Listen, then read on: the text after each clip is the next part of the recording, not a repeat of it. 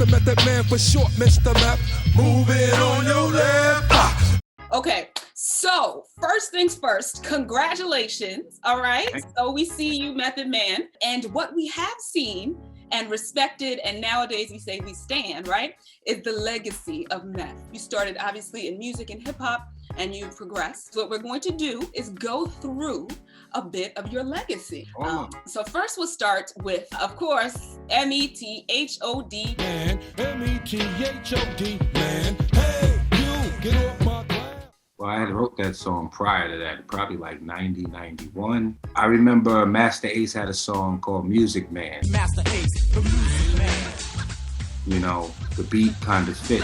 I'm the Music Man. So I wrote the rhyme to Music Man and just kept the man part. That's where you get the man. I mean, the rest is just history. So next we're gonna go to the what? Hey, I be kicking. You, son, you doing all the yapping, acting as if it can't happen. Dan Smalls gave me a CD, Uptown MCA, and it was Biggie Smalls, Who's the Man soundtrack. He said, if I ever do a song with anybody, do it with this cat. So that night at the Muse, he performed, killed it that night. And I met him outside and he approached me about the song. I didn't say no, but I didn't say yes, because at the point in time, RZA didn't want us doing songs with outside people because he wanted to keep the money at home. We were just starting out and building a fan base, so it was understandable. But I went and did the song anyway, and I'm gonna end this like I did the last one. The rest is history. Well, you're gonna end a lot of these with the rest is history because they're all historic. So the next one, you're all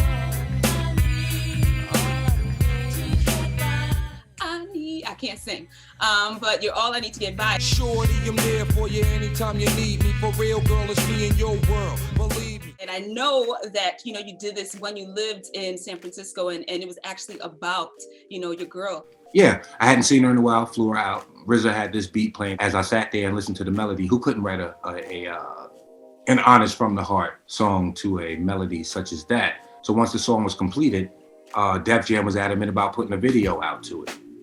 I was more or less like, nah, you know, I'm not trying to go that route, you know, not trying to be a sex symbol in the game, whatever. They got Mary to be on the remix. Now I'm like, yes, let's go. Let's get it cracking. Once Mary got on that remix, thanks to Puffy, it just took off. And the rest is history. Okay, so I do have to take it back to be a little bit grimy. So with Ice Cream. Watch these rap niggas get all up in your guts. Well, RZA had an idea to put out t-shirts. That's how Ice Cream even started. We had already had the Wu-Tang line with t-shirts and all that stuff. So he wanted to put out t-shirts for women. He said, but we want to call it like different ice cream flavors. French vanilla, butter, pecan, chocolate deluxe. Even caramel sundaes is getting touched and scooped in my ice cream truck. And he gave me a list of ice cream flavors that he was trying to do. I put them in hook form and the rest is history. So left and right. And so you recently performed that at Versus with D'Angelo. Yo, D, how we doing? Left and right and up and yo, Doc, how we doing? We were in Chicago. I think D'Angelo performed that night. We performed that night and we all met up at the studio.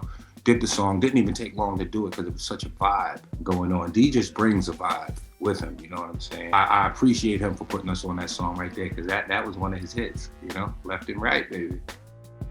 Oh, I was waiting for it in the rest. I was gonna say it. And you know, I have to ask about How High as well. Me and Redman, I snuck to do that song too. Wasn't supposed to do that. Excuse me as I kiss the sky. Again, RZA saying, keep the money in the family. Don't go doing songs over here. You did the Biggie Smalls joint. Okay, that was nice. Good luck. Okay, whatever. Don't go do any more songs. And I went all the way to Long Island and did that song with Redman. And I mean, it turned into a movie, a TV show, a brand. And in the midst of all that happening, the best thing that came out of that is I have a friend for life, a brother for life in Redman. And the rest is history. So essentially, the young man who was working at the Statue of Liberty to today, the actor who is going to go into production. I am curious as to if you would share just a bit of insights into how to create that legacy over time. Wow, geez. I say being in the right place at the right time, dedicating yourself, finding your path and sticking to it regardless to any adversities or obstacles that get in the way. There's going to come a time in your life where you look in the mirror and say, I'm tired of my own BS. And that's the day that you have growth.